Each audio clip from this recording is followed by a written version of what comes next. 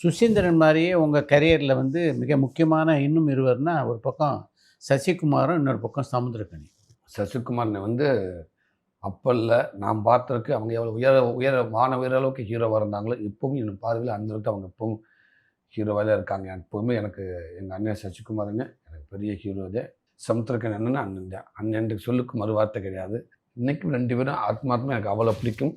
2வது சச்சினை வந்து இன்றைக்கி ஒரு ஹீரோ.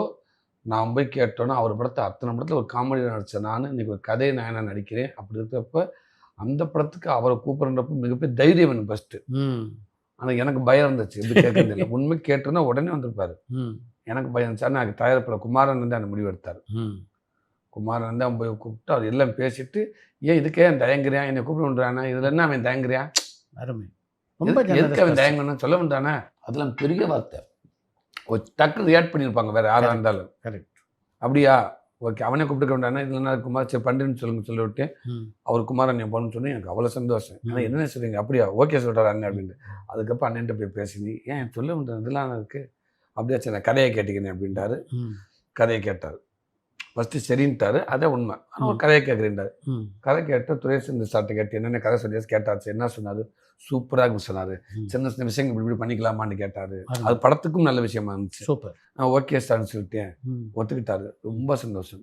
இன்னைக்கு அந்த படம் அவர் முதுகுக்கு பின்னாடி நான் நின்றதுனால தான் இன்னைக்கு அந்த கடன் மிகப்பெரிய வெற்றி. மிகப்பெரிய வெற்றியான காரணம் ஒரு ஆலமரம் மாதிரி அவர் நின்றதுனால தான். அருமை. அந்த இடத்துல வேறு யாருமே ஒப்பிட்டு பார்க்க முடியாது.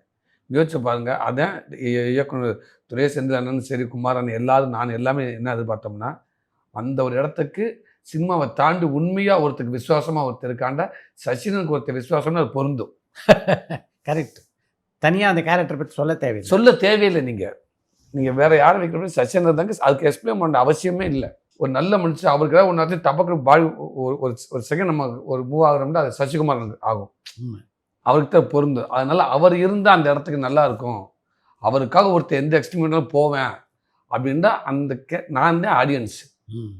அவருக்காக எவனாக தான் வெட்ரா அப்படின்னு ஒரு கதை எனக்கு தோணுன்னா அது ஆடியன்ஸுக்கு தோணணும். அப்படி தான் இருந்துச்சு. அவர் வந்து இன்னும் முழுமையாக இருந்துச்சு. அதே நேரத்தில் இன்றைக்கி கேரளாவில் உண்ணி முதல்வருக்கு நான் பெரிய நன்றி சொல்லணும். ஐயப்பன்னு வச்சு ஒரு படத்தை கொடுத்துட்டு ஹேண்ட்ஸமாக மேன்லேயும் அப்படி இருக்காம இருந்துச்சு. அவள் அழகு அவங்க 2 பேருமே அந்த கதைக்கு நல்ல பலம்.